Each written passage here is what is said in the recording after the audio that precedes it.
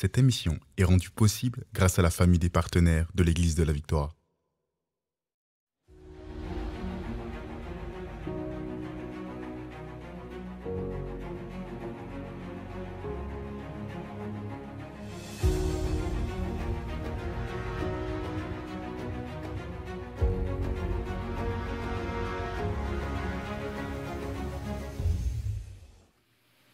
Bonjour tout le monde et bienvenue à l'émission Parole de foi. Gloire à Dieu, on va passer un temps merveilleux dans la parole de Dieu et on va répondre en fait à plusieurs de vos questions et on va parler du sujet suivant, le code secret de la Bible. Quel est le code secret pour comprendre la Bible bien? C'est super, je pense que ça va vraiment être un moment béni dans la présence de Dieu lors de cette émission avec ministre Nathanaël Sol, qui est le directeur du Collège biblique Joël Spinks, et aussi pasteur Samuel Bélan, qui est le pasteur de la vie étudiante du Collège biblique, mais aussi pasteur de l'Église locale ici à l'Église de la Victoire. Donc, soyez les bienvenus. Merci, pasteur Joël. Merci, pasteur Joël. Gloire à Dieu. Nous sommes rendus à notre troisième émission sur ce sujet fascinant de la parole de Dieu. On a vu dans notre première émission que plusieurs chrétiens avaient peur de lire la Bible, s'imaginant que c'était trop compliqué pour eux. Donc, on a déjà, en fait, on a clarifié des choses dès la première émission. Et hier, on a parlé de quoi? Donc, est-ce que vous en rappelez? Dieu parle. Amen. On a découvert comment Dieu nous parlait à travers sa parole et on a aussi illustré par nos expériences personnelles comment Dieu nous avait parlé pour vous aider un peu à comprendre comment c'est possible aussi pour vous de recevoir des révélations à partir de la parole de Dieu. Donc, si vous avez raté une émission de cette semaine, allez sur la chaîne YouTube de l'Église de la Victoire et vous allez pouvoir découvrir ces enseignements-là. Donc, gloire à Dieu. Aujourd'hui, on veut démystifier des choses concernant la parole de Dieu et comment on peut arriver à une saine compréhension. Donc, quel est le code secret de cette lecture de la parole de Dieu? Et Pasteur Sam, aujourd'hui, qu'est-ce que tu dirais est vraiment une chose pour une personne qui est là, qui dirait, OK, j'ai jamais lu la Bible, je ne sais pas trop par où commencer, mais comment interpréter ce livre? Qu'est-ce que je devrais comprendre? Moi, je pense que le plus important, c'est de comprendre que, et on en a parlé un peu rapidement lors du premier, de la première journée, c'est que on parle la Bible, c'est un ensemble de livres. Donc, c'est 66 livres écrits par plein d'auteurs différents. Donc, il y a des styles littéraires différents, il y a des contextes différents, il y a des époques différentes, et il y a surtout des alliances qui sont différentes. Donc, de comprendre un peu... la Bible nous permet de comprendre l'ensemble du message, mais aussi de comprendre l'ensemble du contexte, qui nous permet de bien comprendre la Bible. Je vous donne un exemple. Quand j'étais jeune, et j'avais commencé à lire la Bible parce que à l'église, on nous dit lis ta Bible chaque jour, lis et prie chaque jour. Il y avait comme une petite cantine qui nous disait ça, lis ta Bible et prie chaque jour, cantique, oui, et tu grandiras. Et puis c'est vrai qu'on grandit, sauf que moi, exemple, là, je suis rendu au psaume, je passe les psaumes, là, je commence à tomber proverbes, etc. Et là, j'arrive dans les prophètes. Et j'étais complètement perdu. Je ne savais pas du tout à qui ça s'adresse, dans quel contexte que ça a été dit. Là, tu dis, ben la Bible est pour nous aujourd'hui. Fait que là, tu lis Zacharie, et puis là, tu dis, qu'est-ce qui se passe, là? Tu sais, c'est tellement sombre. Puis là, et là, un peu plus tard, lorsque tu commences à comprendre les contextes, c'était dans telle époque et telle époque. C'est pour ça que Dieu suscitait les prophètes pour parler. Et là, tu comprends, wow, là, c'est comme s'il y a comme une lumière et tu comprends le pourquoi. Donc, tout ça pour dire que moi, je crois que c'est important de comprendre, de savoir quand même le contexte, premièrement, souvent, qui est l'auteur du livre dans lequel qu'on lit et dans quel contexte le livre a été écrit et à qui ça s'adressait. Pour moi, souvent, c'est les trois choses qui permettent de savoir un peu OK, où est-ce qu'on s'en va dans notre lecture? Là, je parle surtout dans une lecture quotidienne. Parce que, comme on a dit, Dieu peut nous parler. Donc, même si on sait que, exemple, ça s'adressait au peuple d'Israël, Dieu peut nous parler de façon personnelle dans une révélation ou pour nous diriger.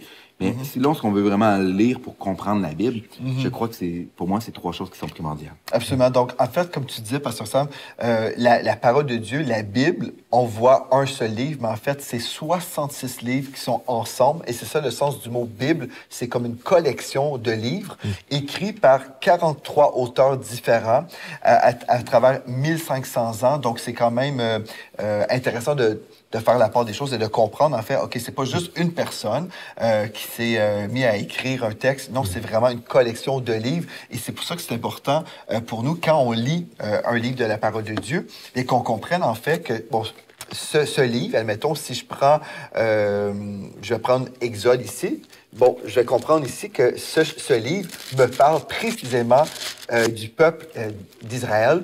Et l'Exode nous parle de la délivrance d'Israël. Donc, il sortait de l'esclavage. Donc, je donne ça comme illustration.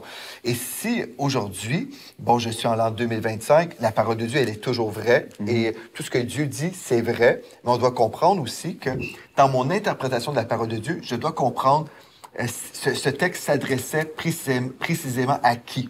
Parce qu'il y a des choses qui ne nous concernent plus aujourd'hui. Par exemple, je vais toujours être concerné par la connaissance de la parole de Dieu, mais je ne vais pas forcément être concerné par l'application de certaines choses.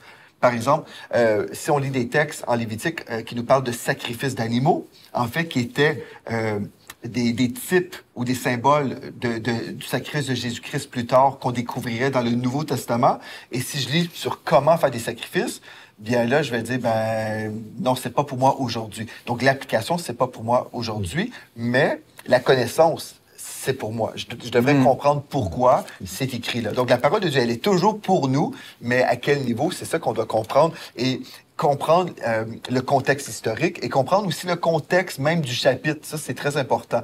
Je pense, par exemple, à l'Ecclésiaste. Il y a beaucoup de personnes, des fois, qui vont citer l'Ecclésiaste. Je pense à Ecclésiaste 9.5. Justement, on peut y aller tout de suite, peut-être. Quelqu'un qui est plus vite que moi. OK. Ben, en fait, Ecclésiaste 9.5. Écoutez bien, je vais juste vous lire ça. Des gens, des fois, vont venir à votre porte et vont vous citer ceci. Écoutez bien, Ecclésiaste 9.5. « Les vivants, en effet, savent qu'ils mourront, mais les morts ne savent rien. Et il n'y a pour eux plus de salaire, puisque leur mémoire est oubliée. » Donc, il y a des gens qui vont dire, OK, en fait, quand on meurt, c'est tout, c'est fini. Maintenant, est-ce que Dieu se contredit? Quand je lis l'apôtre Paul dans le Nouveau Testament, il dit, être absent du corps, c'est d'être présent avec le Seigneur. Donc, quand je quitte, je me retrouve dans la présence de Dieu. Ça, c'est ce que l'apôtre Paul nous dit. Mais Salomon, qui a écrit ici, l'Ecclésiaste, dans Ecclésiaste 9, le verset 5, ce texte semble dire le contraire. On est juste comme des animaux. Et il y a des gens qui sont dans des religions, qui vont venir frapper à votre porte, qui vont vous dire, en fait, quand on meurt, oubliez ça, il n'y a plus rien, là. Il n'y a plus rien après la mort. Vous êtes comme une bête sauvage. On vous enterre et on vous oublie. C'est ça que le texte. Je vais relire. « Les vivants, en effet, savent qu'ils mourront, mais les morts ne savent rien. » Donc, les morts ne savent rien. « Il n'y a pour eux plus de salaire, puisque leur mémoire est oubliée. » Donc, c'est ça qu'on va utiliser. Mais là, on va comprendre un instant. Le livre de l'Ecclésiaste, c'est quoi le thème de ce livre? Dans ma Bible d'études, le thème, c'est le raisonnement humain. Gloire à Dieu. Donc, le raisonnement humain. Donc, en fait, l'Ecclésiaste, ici, est en train de nous démontrer, en fait, comment l'homme pense. Donc, si moi, je pense, OK, ici, je lis ce texte et je m'imagine, en fait, que c'est Dieu, la pensée de Dieu. Dieu est en train de me dire, après la mort, c'est fini, il n'y a pas d'espoir pour vous. Là, je peux me tromper. En fait, Dieu, on dit que la parole de Dieu, la Bible, c'est inspiré de Dieu. Mais ça ne veut pas dire que c'est Dieu qui parle à chaque fois. Exact. Par exemple, dans la Genèse, c'est pas Dieu qui a parlé à la place du serpent, c'est le serpent qui a parlé. Et dans beaucoup de contextes, il faut regarder justement qui parle, parce que si c'est Dieu qui nous parle, ben c'est important. Si c'est pas Dieu, on va pas se prendre cet aspect, cette réalité que l'auteur ou que le personnage vit pour dire ah, c'est forcément ce qui va m'arriver. Par exemple, on a souvent le Deutéronome 28 avec les bénédictions, les malédictions. On parlait de contexte et d'alliance. C'est sûr que si on parle de Deutéronome 18 et qu'on va dans le côté des malédictions, Jésus a été fait malédiction pour que nous, on puisse bénéficier de toutes les bénédictions. Donc ça ne nous concerne plus parce qu'on est en Jésus.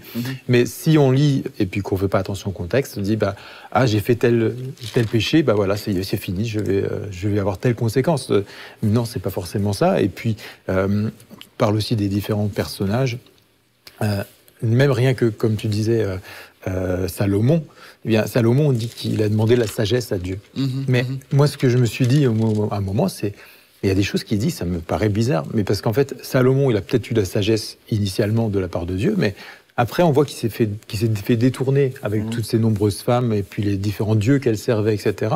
Et la sagesse, quand on n'est pas proche et qu'on n'est pas connecté à Dieu, bah, au bout d'un moment, ça devient folie aussi. Donc, il y a certaines choses qu'il a pu dire, peut-être, je ne sais pas quand est-ce qu'il a écrit l'Ecclésiaste par rapport à certains proverbes, mais il y a peut-être des choses qu'il a mis à la fin de sa vie quand il suivait plus du tout Dieu et qu'il adorait même certains faux dieux, il a dit des choses qui n'avaient plus rien à rapport avec la sagesse que Dieu lui avait donnée au départ. Tout comme les amis de Job. Oui, aussi. exact. Oui, c'est le meilleur ça. exemple, je trouve. C'est ça.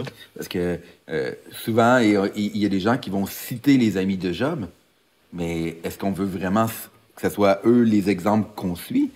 Donc, il faut vraiment être vigilant. Souvent, on va dire, on va sortir un verset du contexte. Et c'est ça qu'il faut faire attention parce que, justement, si quelqu'un nous dit quelque chose qui est contraire à l'ensemble du plan divin, surtout de comprendre, justement, là, si nous, on est sous cette alliance de grâce, dans Hébreu même, ça dit que maintenant, le Seigneur nous donne une meilleure alliance. Donc, cette meilleure alliance-là, justement, tout ce côté de la malédiction a été payé. Le prix, le Seigneur, justement, on était racheté de la malédiction. Donc, pourquoi qu'on devrait citer, et il n'y a rien de mal de citer, mais de prendre ce verset-là et c'est comme se l'approprier quand on n'est vraiment plus du tout dans le même contexte. C'est ça. Ça, c'est très, très bien. Donc, juste pour vous aider à la maison, vous voulez lire la Bible, OK? Vous dites, moi, je veux lire la Bible, je veux la connaître. Mais là, ce que vous dites, en fait, c'est qu'on doit lire la Bible connaissant l'historique du livre en question.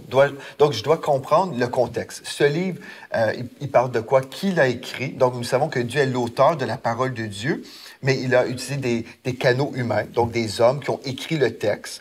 Et puis, cet homme qui écrivait, il écrivait à qui, pour quelle raison? Donc, c'est quoi le contexte? Et quand je lis un chapitre dans ce livre-là, par exemple, bien là, je dois comprendre aussi le contexte du chapitre.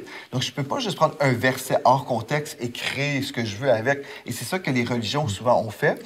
C'est qu'on prend des textes hors contexte et on en fait des prétextes. Et c'est ça qui complique les choses. Par exemple, je voulais juste rebondir par rapport à Job. OK, il y a une foule de chrétiens qui vont s'identifier au personnage de Job, qui a tout perdu. Il a perdu sa santé, ses enfants. C'était vraiment une histoire une histoire tragique.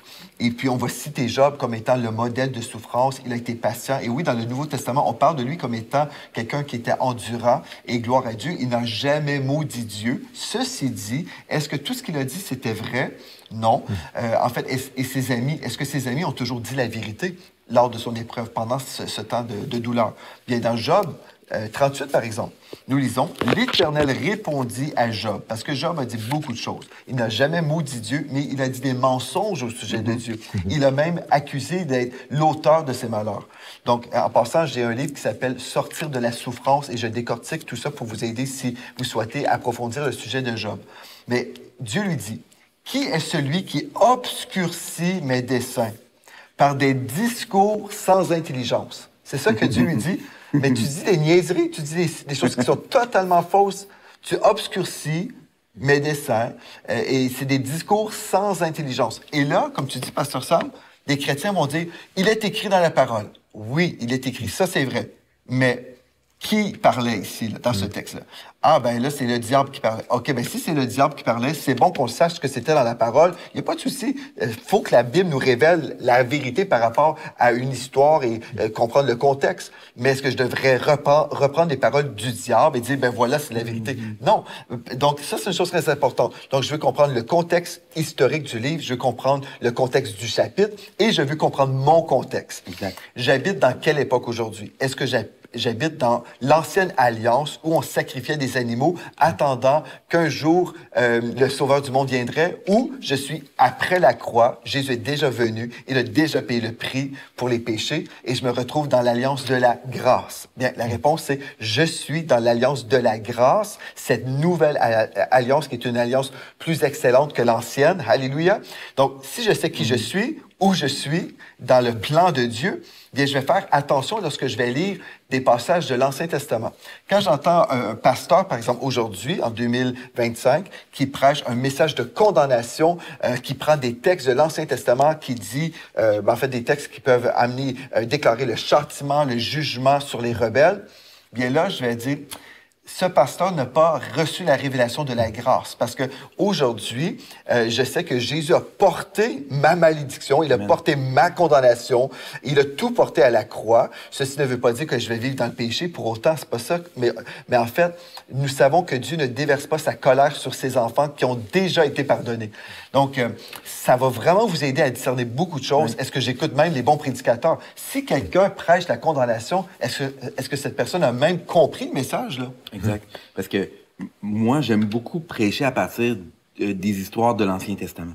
Parce qu'ils peuvent nous apporter, parce que d'un point de vue éthique, je vais le dire ça comme ça, mais caractère, aussi comment que Dieu a parlé à des gens. Puis tu sais, que je prends l'exemple de Gédéon, où est-ce que lui, il se trouvait qu'il était bon à rien, pourquoi que lui a été choisi. Donc, on peut facilement se retrouver à l'intérieur de ces personnages-là. Donc, cependant, si on donne jamais la perspective de qui est-ce qu'on est aujourd'hui, puis de la manière que Dieu va pouvoir nous parler, parce que Dieu parle d'une manière différente aujourd'hui, à cause que maintenant, la seule intermédiaire qu'on a entre Dieu et les hommes, c'est Jésus. Donc maintenant, à travers Jésus, la manière que Dieu nous parle et nous utilise va être différente que l'Ancien Testament. Donc, même si, ça ne veut pas dire que si vous entendez un message à partir des personnages de l'Ancien Testament, c'est pas bon, mais il faut qu'il y ait toujours cette perspective de notre nouvelle alliance qu'on a aujourd'hui. Amen. Puis il y avait dans la Bible aussi, dans la compréhension, surtout au début, c'était que Dieu, bien sûr, il peut tout, il fait tout, mais on associait souvent à Dieu toutes les choses qui se passaient, c'était Dieu. Donc, et après, il y a une compréhension, mais en fait, il existe aussi un diable. Et par exemple, on voit ça dans les rois par rapport aux chroniques. Dans les rois, on dit, je crois que c'est dans la tentation avec David qui voulait dénombrer le peuple d'Israël. Puis on dit, c'est dans Roi, je crois que c'est Dieu qui Dieu a testé David ou quelque chose comme ça. Puis dans le chronique, on voit que c'est Satan. Et alors, en fait, entre les deux écrivains différents, il y en a un qui a compris, qui se dit, en fait, ça c'était pas Dieu, ça c'était Satan qui a fait. Et en fait, on voit ça aussi. Des fois, il faut avoir la lumière, justement. Ça, c'est l'Ancien Testament. Il y a une certaine compréhension. Puis après, il y a une compréhension qui est progressive de qui est Dieu, son amour pour nous, son amour pour son peuple, etc. Et puis, c'était pas, s'il y avait un malheur, c'était pas toujours « Ah, c'est Dieu qui me punit » ou « C'est Dieu qui veut que je sois châtié ». Non, c'était juste des fois, la protection de Dieu n'était plus en application. Ce que tu dis, c'est très, très vrai et c'est très, très bon parce qu'en fait, le peuple d'Israël ne comprenait pas autant de choses qu'on peut comprendre aujourd'hui. Donc, pour eux, Dieu était au contrôle de tout. Et Dieu était responsable pour tout. Ils avaient même du mal à comprendre que le diable existait des fois, je pense. C'est comme, pour eux, c'est comme Dieu est souverain et puis dans sa souveraineté, c'est Dieu qui fait absolument tout. Et ce que je trouve tragique, c'est quand les chrétiens aujourd'hui ont cette même vision. En fait, une chose très importante, on va aller dans le psaume 138 au verset 2. Je vais vous lire à partir de la version King James, traduite en français. Le texte dit, en parlant de Dieu, « Tu as magnifié ta parole au-dessus de tout ton nom. » Écoutez, c'est qu'on comprend que Dieu est souverain. Okay? Dieu est tout-puissant, omniprésent, omniscient. Donc, Dieu est vraiment, il est souverain. Mais dans sa souveraineté, Dieu a choisi de déléguer à l'être humain la capacité de choisir entre le bien et le mal, entre la vie et la mort, entre la bénédiction et la malédiction. Donc, Dieu n'a pas fait des robots. On n'est pas des marionnettes que Dieu contrôle. Non, il nous a donné l'autorité de choisir. Maintenant, Dieu a choisi de déléguer de l'autorité et on comprend à la lumière du Nouveau Testament, à la lumière de la révélation de Jésus-Christ, nous comprenons aujourd'hui que, en fait, Dieu ne contrôle pas tout. Contrairement à la tradition, vous allez dire, un instant, Dieu ne contrôle pas tout. Non, Dieu n'a pas contrôlé le péché de personne qui a mal agi. Quelqu'un qui s'est enlevé la vie, ce n'est pas Dieu qui lui a enlevé la vie, comme j'ai entendu une fois dans des funérailles chrétiens. Il y a un bon exemple, c'est avec Caïn. Dieu lui a dit, je vois dans quel état tu es, mais relève la tête, le péché est devant toi, mais ne pêche pas. Mais c'est pas Dieu qui a dit à Caïn, vas-y, fais l'action et tue ton frère Abel. Par contre, il l'a prévenu. C'est ça. Si Dieu contrôle tout, ça veut dire qu'on n'a aucune responsabilité. C'est que si je me lave les dents, c'est la faute de Dieu. Si je me lave pas les dents, c'est la faute de Dieu. Dieu n'a pas voulu ainsi. En fait, vous allez dire, c'est ridicule, là, c'est des exemples trop ridicules, mais en fait, faut comprendre les choses. Parce que moi, je me souviens, j'étais dans des funérailles et puis le pasteur disait à tout le monde qui était là dans l'assistance, écoutez, frères et sœurs, bien, Dieu est au contrôle et puis le Seigneur est venu chercher notre frère. Et en fait, le frère en question s'était pendu, là. Donc, non, ce n'était pas Dieu qui avait fait en sorte qu'il s'était pendu. C'est vraiment, c'était l'œuvre du diable dans sa vie, certainement. Tout comme Job, c'était le diable qui l'attaquait, et puis ce n'était pas Dieu le fautif. Donc, on doit comprendre, quand on comprend que Dieu est souverain et qu'il a délégué de l'autorité à l'homme, on peut continuer à croire les promesses de Dieu. Et à partir de ce texte-là, le psaume 138 au verset 2, ce texte dit, c'est en parlant de Dieu, « Tu as magnifié ta parole au-dessus de ton nom ». Mais qu'est-ce que ça veut dire? Ceci veut dire que si Dieu nous a fait une promesse, dans sa parole, je peux lui faire entièrement confiance. Amen. Je peux croire que ce que Dieu a dit, c'est vrai. Maintenant, la tradition des hommes nous dit ceci. Oui, Dieu l'a dit, mais Dieu est souverain. Donc, ceci veut dire, oui, Dieu l'a dit, mais tu ne peux pas prendre au sérieux ce qu'il a dit, parce que si Dieu veut faire autre chose, il est libre de faire autre chose. Faux. Dieu n'est pas libre de faire autre chose. Il s'est lié lui-même à sa parole. C'est ça l'affaire. Tu as magnifié ta parole au-dessus de ton nom. En fait, le nom de Dieu, il a décidé de se soumettre lui-même à sa parole. Dieu se soumet à sa propre parole, c'est-à-dire il ne peut pas se contredire. Il a choisi d'être un Dieu intègre. Amen. Donc, c'est ça l'affaire. Quand j'entends des chrétiens dire ben oui, mais la parole dit ça, mais Dieu est souverain, Dieu peut faire ce qu'il veut. Non, Dieu ne peut pas mentir. Dieu n'est pas un homme pour mentir. Et c'est ça qu'on a besoin de comprendre dans le monde chrétien. En fait, c'est qu'on abandonne la parole de Dieu rapidement. Et le code secret de l'interprétation de la parole de Dieu, c'est de comprendre, en fait, que notre Dieu est un Dieu d'intégrité. On comprend la parole de Dieu à la lumière des alliances. Je suis dans la nouvelle alliance. Je suis en Christ. Dieu m'a fait des promesses. Et je peux croire ces promesses, sachant que Dieu ne nous mentira jamais. Oui. Amen. Et lorsqu'on parle des alliances, je fais une petite parenthèse, c'est que avec l'alliance, le gros de la parole de Dieu dans l'Ancien Testament, à partir de l'alliance mosaïque, qui est l'alliance qui a été faite avec Moïse, c'est les 10 commandements, etc., là, que vous avez sûrement déjà lu. À partir de ce moment-là, c'est une alliance que eux voulaient avoir aussi. C'est parce que Dieu voulait même leur donner déjà une meilleure alliance en disant « Je vais faire une nation de prêtres de vous », mais ils ont dit non, c'est préférable d'avoir des lois. Donc, c'est comme si on préférait avoir une alliance qui est un petit peu inférieure, pour que humainement, ça peut être un peu plus simple à suivre. Pourquoi que je vous raconte ça? C'est parce qu'à ce moment-là, Dieu a fait une alliance avec eux, avec des lois à respecter et des promesses qui sont rattachées à cette loi-là. Donc, qu'est-ce qui arrive? C'est que Dieu, il travaillait à l'intérieur de la promesse qu'il avait faite avec quelqu'un. C'est comme si on signe un contrat ensemble.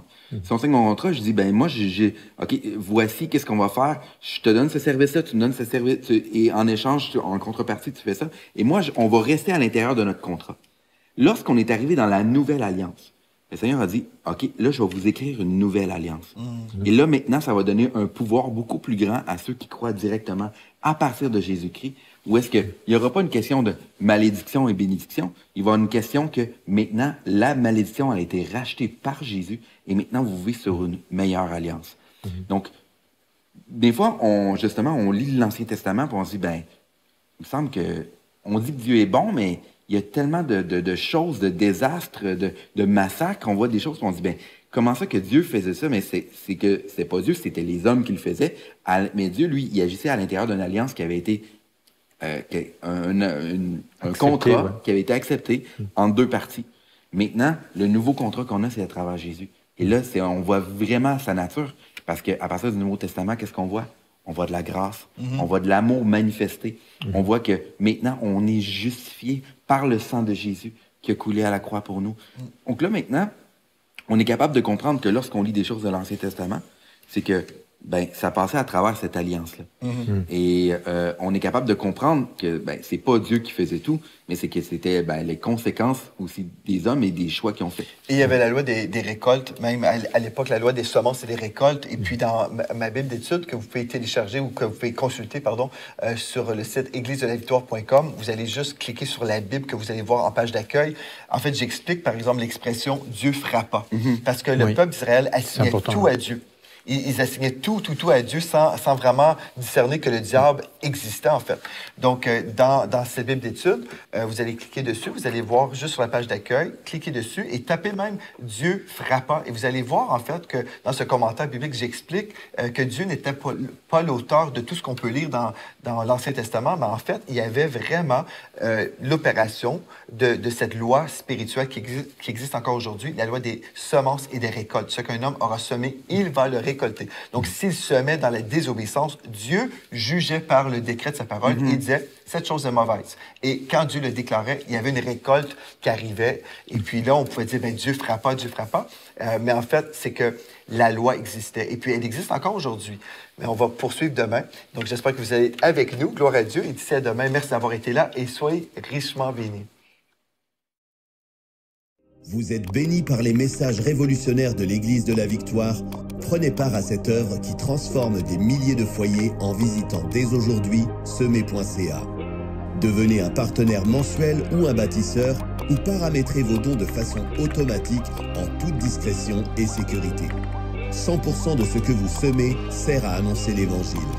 Merci de croire avec nous. Semer.ca